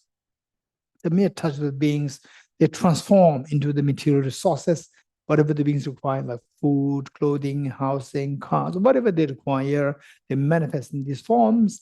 And then the beings, they feel so relieved. Yes, we don't know what is the suffering of the poverty, a poverty of hunger, and so forth. We don't know these unless we experience it ourselves. These are so acute, painful experiences. So just feel that for you, maybe extra shoes, even extra socks, is nothing. But for some, even one pair of socks, even that is so valuable. They don't even have any of these. So they transform into these material resources, and then people are so relieved. Just think of these. Okay, ready? 3 times.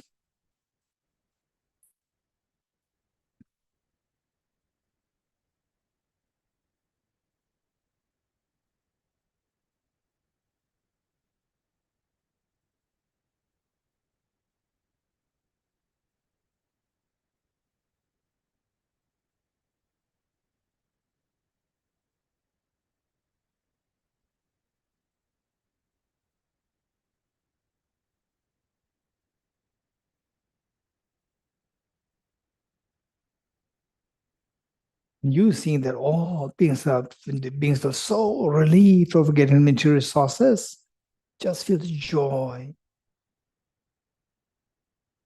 Next, generosity of affection or loving kindness.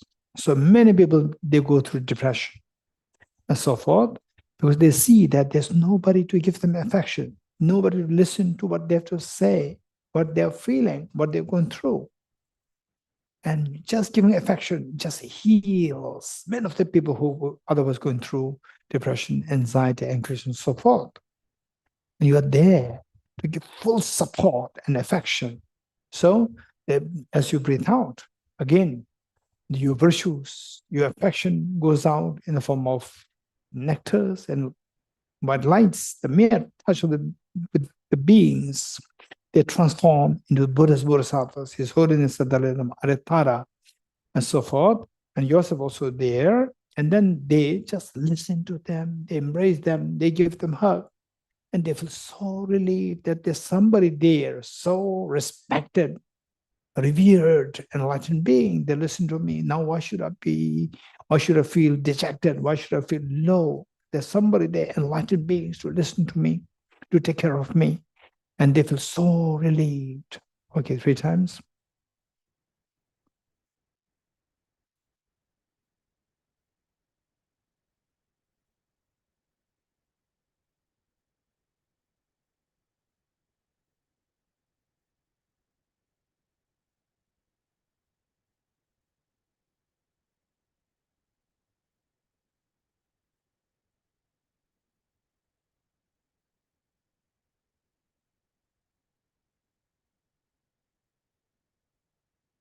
Now imagine all the beings feel so relieved.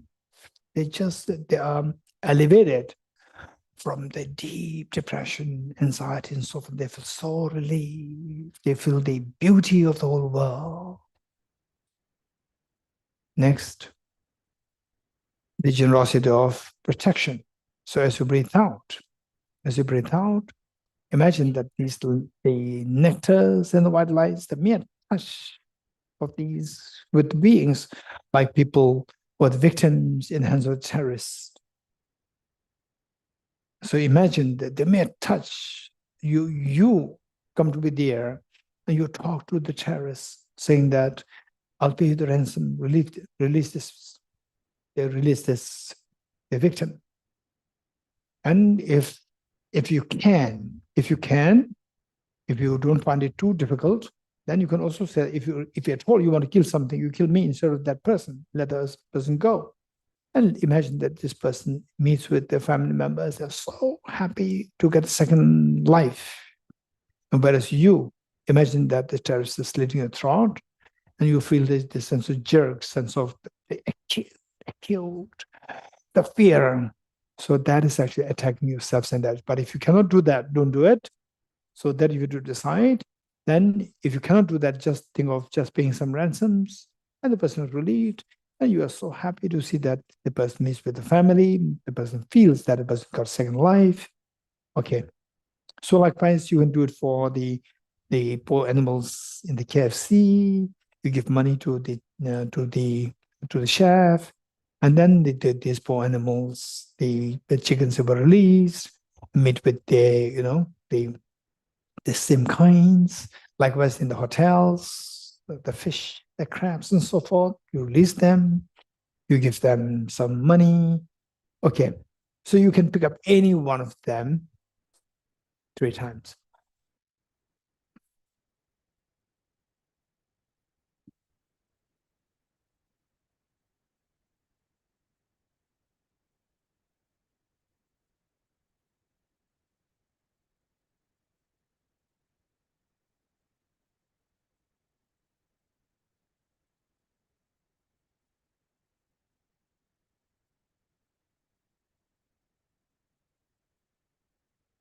or you feel joy that you're able to see incredible sense of relief and joy in the hearts of those who you rescued.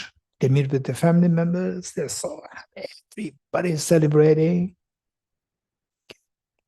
Next, the generosity of Dharma. And Dharma, generally speaking, we can think of Dharma in four, three ways. The Dharma of renunciation, the Dharma of bodhicitta, and the Dharma of wisdom of emptiness. The first, with the renunciation, just again with these white nectars and lights, the mere touch of these with the beings, they transform in the form of Arya Manjushri, Buddha Shakyamuni, Arya Manjushri, Arya Maitreya, His Holiness the Dalai Lama, and so forth, and sitting on the teaching thrones, giving teaching on renunciation of the beings, and the beings they share a strong commitment not to engage in negativities, so that they will actually can renounce the suffering. Okay, 3 times.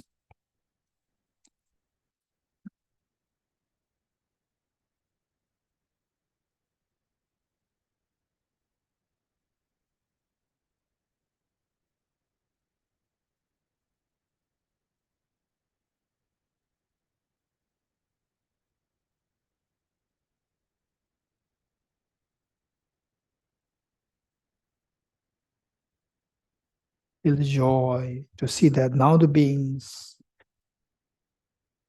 in contrast to what they were doing earlier, always harming others, now make a very strong commitment to renounce harming others with the very strong feeling of renunciation.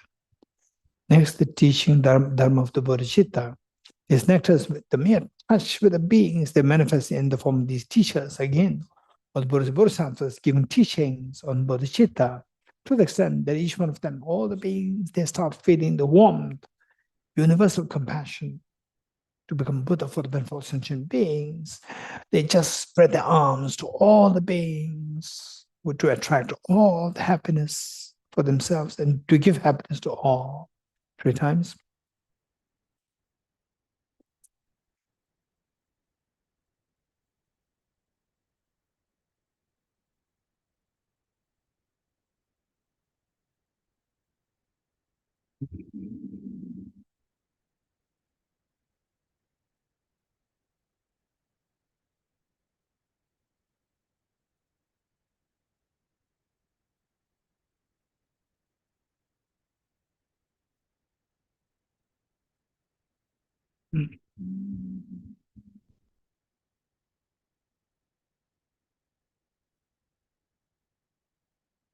Feel the joy to see that all the beings, they now become so loving and caring with the spirit of bodhicitta, in contrast to what they were before. So otherwise so heartless, now full of bodhicitta, embracing all other sentient beings. They by themselves experience the infinite ease and sharing this wisdom and the ease with all the sentient beings. Next, the wisdom of emptiness, the Dharma of the wisdom of emptiness. Saying, renunciation and bodhicitta, they are in the form of the aspirations. Aspirations to fulfill, to materialize these aspirations, you need to do something. They have to do something. They have to actually remove the mental defilements by the wisdom of emptiness. So you give the teaching of wisdom of emptiness through this lights and the nectars, the mere touch, and transforming into the Buddha's Bodhisattvas, like His Holiness Buddha Shakyamuni, Arya Manjushri, Arya Maitreya, Arya Vajradhara, the Arya Avalokiteshvara, Arya Tara, and so forth. 3 times.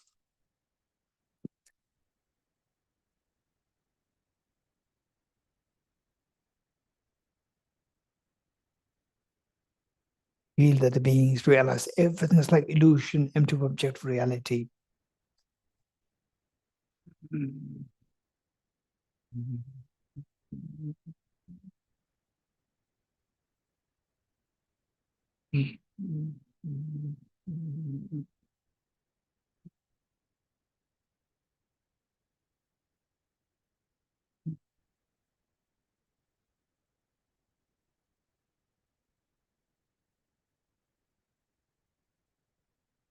Oh, you're very good. This is number 4 and 5, collectively known as in Tibetan, known as the Tonglen practice. Tonglen practice is very powerful practice, but whenever you do this practice, or even teachers may suggest you to do these 2 practices, these 2 must be accompanied by the first 3 steps. If you don't do the first 3 steps, jump to the Tonglen practice directly, oftentimes people go through deeper depression. But if you succeed in the first 3 steps, then Tonglen practice can be extremely refreshing, rewarding, and extremely uplifting. So next, verse next. Which step? 5 or 6? 6, very good. Actual exchange of self and others. Okay, now up to this point, you're able to see the demerits of cherishing oneself, merits of cherishing others, and apply this in your practical terms of taking the suffering and giving you happiness. So with this, now you are ready to climb to the next step, actual exchange. So you see others as more they say important than you. You are ready for that. There's no actual exchange of self and others. So here, it doesn't mean that, oh, from today onwards, others are me, I'm others. There's not a meaning. To exchange the object of the cherishing. Thus far, we cherish ourselves more than others. Now, instead of that, you cherish others more than yourself. Seeing that cherishing myself is the root of all the miseries. Cherishing others is the root of all the happiness. So therefore, the wisest thing for me to do for the best of my interests, for the best for others' interests, is to cherish others. That gives the best for everything for others and for myself. So you make a very strong commitment from henceforth. I will never give in to self-centered attitude. Whatever I do, I must try to do to cherish others. If at all, I have to cherish somebody, to be indifferent to somebody, I'll cherish others and be indifferent to myself. So this is a very strong feeling that you have to make. There's no special thing to do, but make a very strong commitment. With the first 5 steps intact, you are not ready for that. But just let's make a very strong feeling, strong commitment. From today onwards, seeing the demerits to cherish oneself, which is the demon, cherishing others. This is the ultimate and the best of my friends, true reliable friends. And fourth, I will always cherish others, and if at all I should be indifferent, I'll be indifferent towards myself and cherish others. Just make this commitment. Okay, just make this commitment 3 times very forcefully.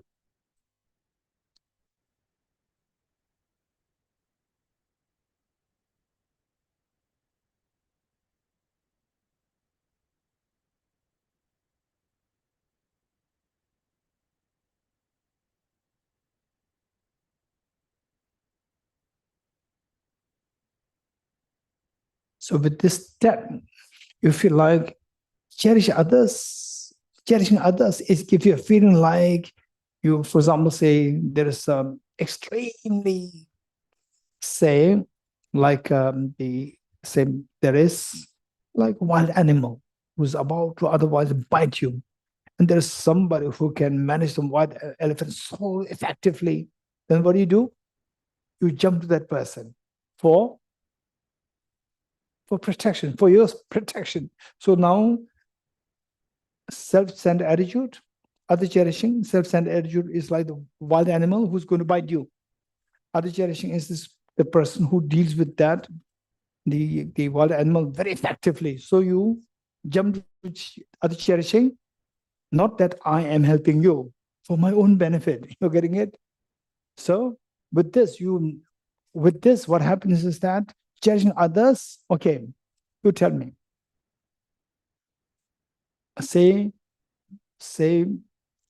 a child has to be taken care of for the next 10 years. A young baby has to be taken care of for the next 10 years.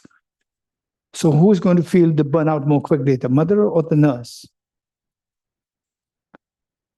The nurse will burn out very quickly. Why? For the nurse, this is not my child. For the mother, this is my child. You're getting it? So helping others. nursing the child, is helping the child. So cherishing others, helping others, usually we feel that, oh, I helped you. I've done a favor for you. Now, actually, you're helping others, but it's actually in your favor. Because that is protecting you from the demon of self-centered attitude. You feel so grateful. You'll never feel burnout.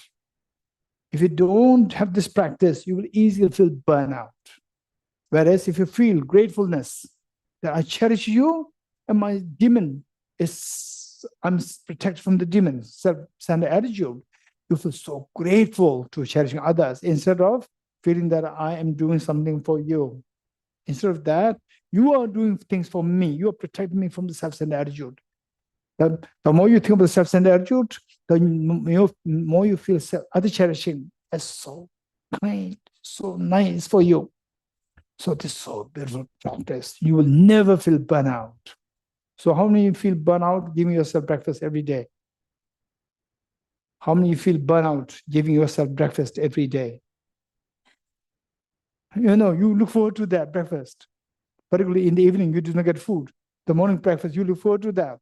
You never feel tired because you love yourself so much. So therefore, you love self-centered other cherishing so much because it's helping you. It is helping you to get away from this demon. So you look forward to cherishing others. It was so active practice. It doesn't become like a burden. Otherwise, to help others is at one point it can become like a burden. Okay, so what is next? Step number 7, special recollection of the kindness of others. Okay, this we'll do tomorrow. Okay.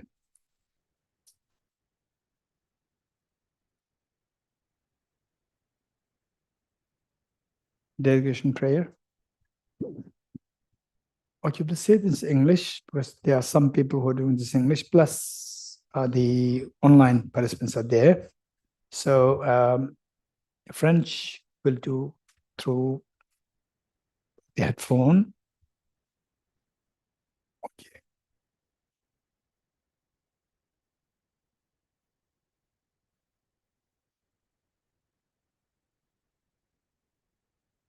Okay, dedication prayers.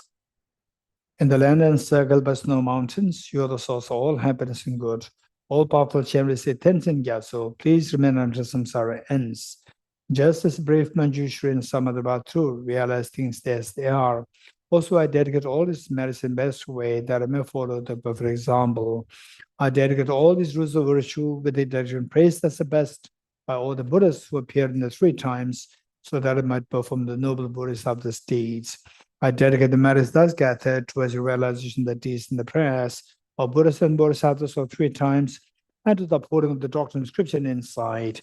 May in all lives, through the force of this merit, never separate from the 4 wheels of the Mahayana vehicle, and accomplish all the stages of the path, renunciation, bodhicitta, perfect in the 2 stages, having dispelled all inner and outer obstacles and downfalls, such as poverty, despair, oppression, cruelty, epidemics, and natural disasters due to environmental degradation, and all beings forever enjoy the glory of peace and happiness.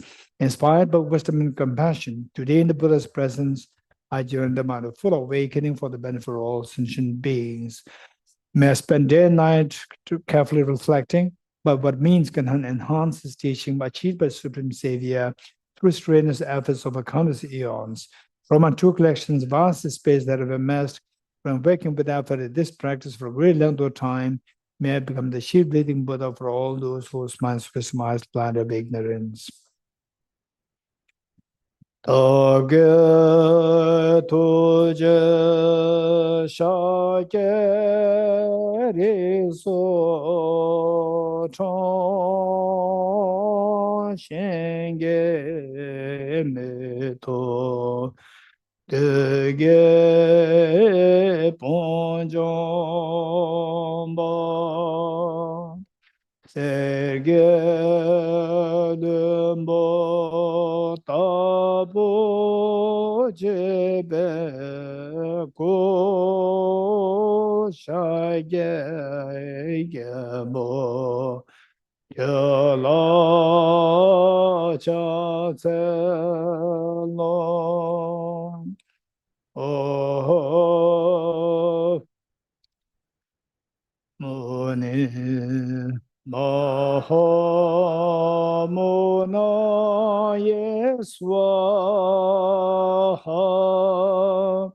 Oh, Muni Muni Mahamuna Yeswaha. Oh, Muni Muni Mahamuna Yeswaha.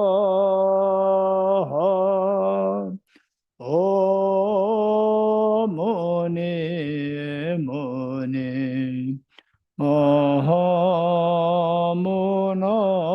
Yeswaha.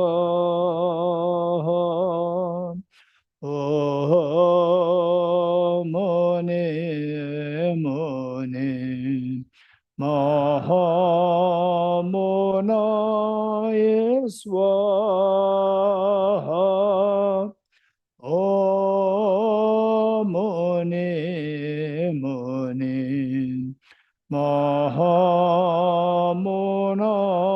Yeswaha. 3 prostrations together.